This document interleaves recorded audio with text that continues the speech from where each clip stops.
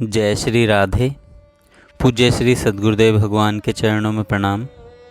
आज पूज्य श्री सेठ जी कहते हैं, वैराग्यवान पुरुषों का संग करना चाहिए, हर समय उद्यमशील होना चाहिए, 5 मिनट भी व्यर्थ नहीं बिताना चाहिए, समय मूल्यवान से मूल्यवान कार्य में बिताना चाहिए, व्यर्थ बात करने का अवकाश ही न रहे, समय परमार्थ के काम में बिताएं, जिस काम में न स्वार्थ हो न परमार्थ हो, ऐसे काम के तो निकट ही नहीं जाएं। मनुष्य को 3 प्रकार की कमाई करनी चाहिए। पहला, मन से भजन ध्यान। दूसरा, वाणी के द्वारा सत्य वचन, प्रिय वचन और नाम जप। तीसरा, शरीर के द्वारा परोपकार। ये बातें खूब काम की हैं। जो काम में लाए उसकी आत्मा का शीघ्र ही उद्धार हो जाए। यह शास्त्रों का निचोड़ है, सब बातों का सार है। मनुष्य को सहनशील बनना चाहिए, भारी से भारी आपत्तियों को हर्ष के साथ सहना चाहिए। संकट सहने से मनुष्य धैर्यवान होता है। कल एक बात बताई थी, किस समय किस तरह बिताना चाहिए। पहला, इस दृश्य को याद कर लें ऋषिकेश के, और भगवान से कहें, हे प्रभु, हे दीनबंधु, आपकी प्रेम भक्ति में इस तरह समय बिताने के दिन फिर कब आएंगे। दूसरा, सत्संग में सुनी हुई बातों, गीता इत्यादि को मनन निदिध्यासन करना चाहिए एवं उनमें मन लगाकर समय बिताना चाहिए। उनमें मन लगाकर समय बिताना चाहिए। जिनके पास सत्संग की लिखी हुई बातें हों, उनके अनुसार मनन करें, एकांत में चिंतन करें, फिर उन बातों को काम में लाए। उन बातों को सब प्रकार से समझ लें और काम में लाने वाली नहीं हो वह छोड़ दें। युक्ति संगत जचे, उनको काम में लाने के लिए कटिबद्ध हो जाएं। इन सब बातों का प्रत्यक्ष फल मिलेगा, परमात्मा का दर्शन होगा और उनकी प्राप्ति होगी। जिनको आज परमात्मा कोसों दूर दिखते हैं, उन्हीं पुरुषों को यह परमेश्वर रोम रोम में, पत्ते पत्ते में दर्शन देगा। संसार दुखमय के बदले आनंदमय हो जाएगा। भगवत स्वरूप में निष्ठा वाली परम शांति प्राप्त होगी। चारों ओर शांति ही शांति होगी। समय की अमोलकता को जानने के साथ ही वैराग्य हो जाएगा। देवताओं के समय का इतना मूल्य नहीं है जितना मनुष्य के समय का मूल्य है। ऐसा साधन प्राप्त होने पर भी जो मुक्ति का साधन न करे, उसको धिक्कार है कि सो परत दुख पावहीं, सिर धुनि धुनि पछताई, काल ही कर्म ही ईश्वर ही, मिथ्या दोष लगाई। भावना के अनुसार फल मिलता है। किसी को भोजन करते समय निम्न भाव हो सकते हैं। पहला, परमेश्वर बुद्धि। दूसरा, महात्मा बुद्धि। तीसरा, कुटुंबी बुद्धि। और चौथा, बेगार बुद्धि। जो स्त्री सबको परमेश्वर बुद्धि से भोजन कराती है, उसे भगवान को ही भोजन कराने का फल होगा। सकाम भाव से भोजन कराने पर स्वर्ग की प्राप्ति होगी। पंक्ति भेद करने पर नरक होता है। भोजन करवाते समय भोजन सामग्री में भेदभाव रखना पंक्ति भेद कहलाता है। भावना के अनुसार ही फल होता है। मनुष्य का जन्म पाकर भलाई लेकर ही जाएं, बुराई लेकर नहीं जाना चाहिए। अपने साथ बुराई करने वालों को भी भलाई दें। अपकार करने वालों के साथ उपकार करना चाहिए। इससे बढ़कर संसार में ऊंचा दर्जा नहीं है। वह मनुष्य रूप में साक्षात नारायण ही है। स्त्री है तो साक्षात लक्ष्मी ही है उत्तम से उत्तम पुरुष वही है जो भलाई करके मन में अभिमान न लावे, जो भलाई करके मन में अभिमान न लावे, वह भगवद रूप ही है। सबसे बढ़कर बात यह है कि समय को उत्तरोत्तर मूल्यवान बनाना चाहिए। जो समय का मूल्य जान गया उसका कल्याण तो हुआ ही पड़ा है। भगवान की प्राप्ति मनुष्य जन्म में एक क्षण में हो सकती है।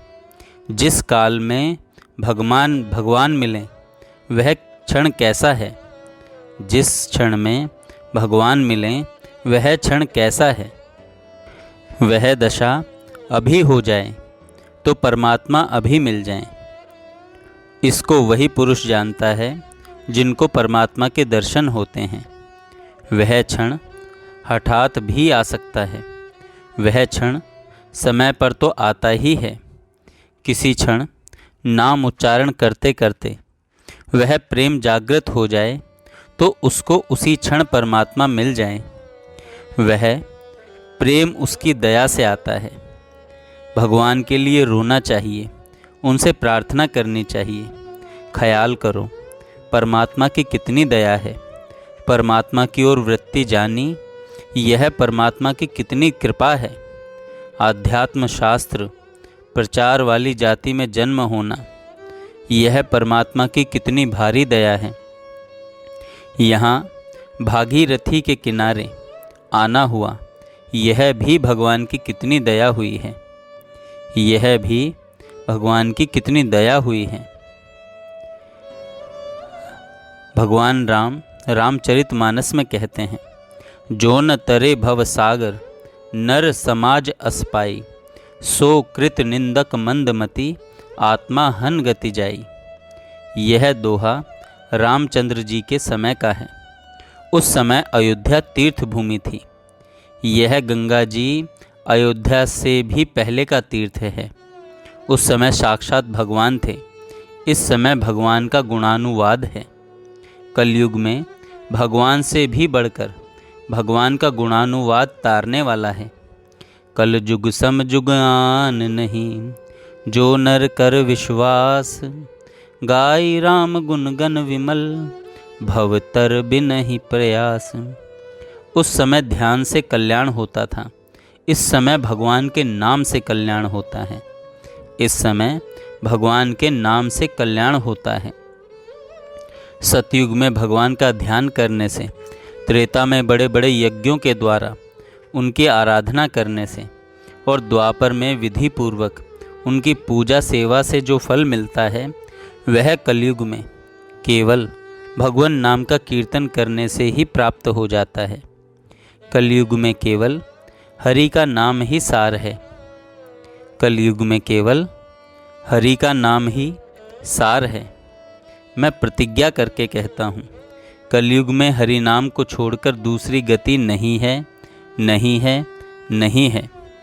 इसीलिए श्री तुलसीदास जी कहते हैं, कलयुग केवल नाम आधारा, सुमिर सुमिर नर उतरहि पारा। कलयुग केवल नाम आधारा, सुमिर सुमिर नर उतरहि पारा।